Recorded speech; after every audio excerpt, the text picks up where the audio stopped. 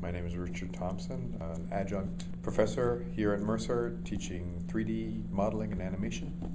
I also just started my own small animation company, and I'm creating an animation short with some colleagues of mine. The way I started out in this field in 3D animation was that I was actually taking classes in like Flash and Photoshop to publicize plays I had written so that I could be in charge of sort of complete artistic control in a sense. In my attempt to publicize my readings and things like that, that I would be able to do the graphic arts for the postcards or the flyers.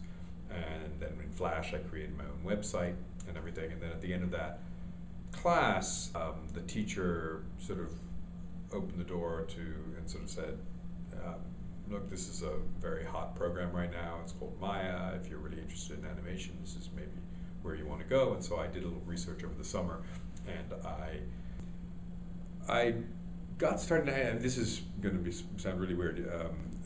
I got started in acting.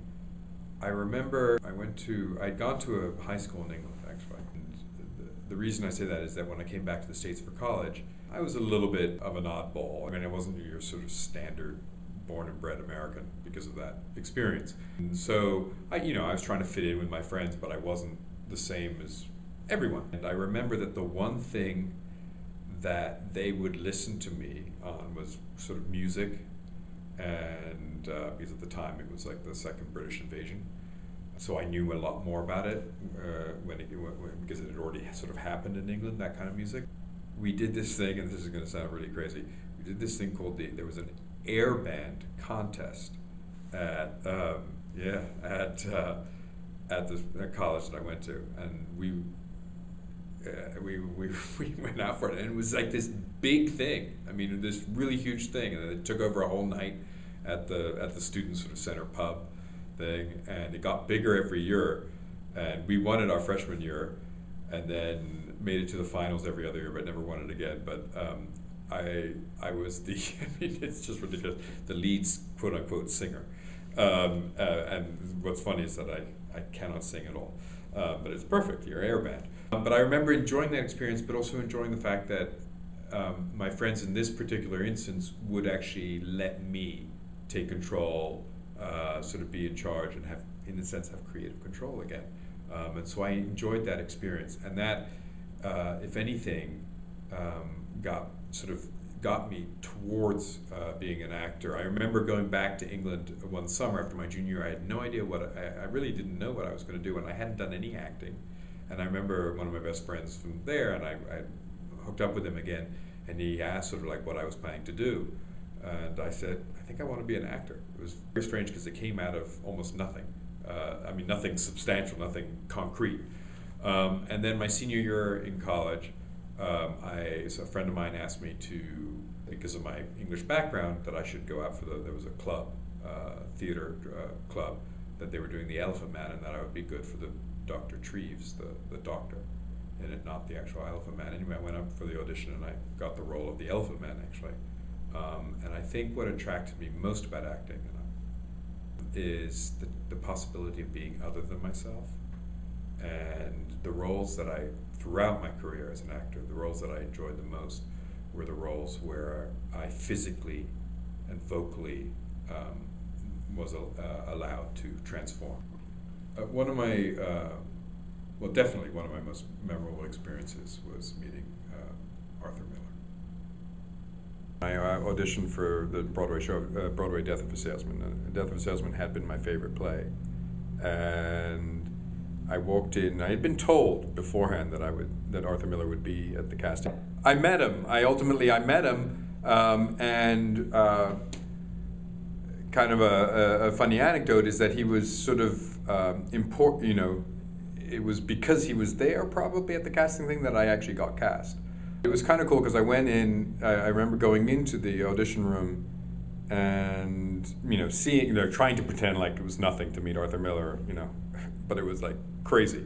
And you also think, oh my God, Marilyn Monroe, because he was married to Marilyn Monroe, although briefly, and you're sort of meeting in that way an icon strongly. And I remember doing the audition. And then when I got cast, I didn't know this, but at the first audition, the director and the producer told the story of my audition. I think partly because you had this very close-knit cast coming from Chicago who were probably still protective of the person that had not been brought with them. Arthur Miller actually mentioned that he was asked if he had any casting say in the New York production in an interview. He doesn't mention the name, but he says, I made one change, which is really, and I've got this, Arthur Miller, I was the change.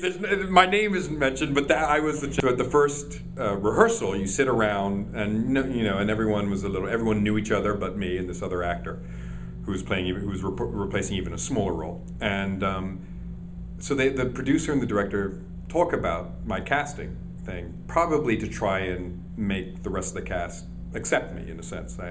They took okay, but so they told the story of my audition, and I mean, what was funny, and they sort of blew it up, and they said that finally they were concerned because generally the character that I play is played, you have to play the past and the present.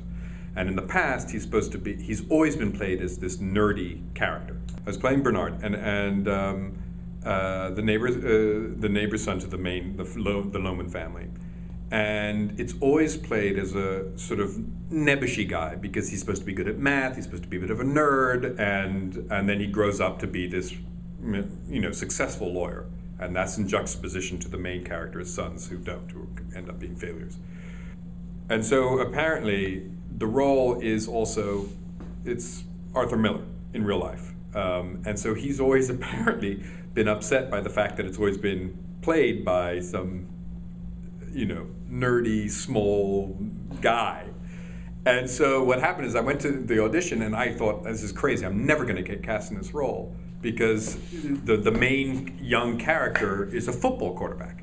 So if I'm bigger than the guy who's playing the quarterback, it's going to make no sense. They're never going to cast me. So they told the story that what happened is I done the audition and I walked out and they were like, I really liked it. They were all discussing amongst themselves, the director, the producer, and Arthur Miller. Oh, he did a really good audition, but and the director said, I'm nervous about casting him because he's so big, he's so tall.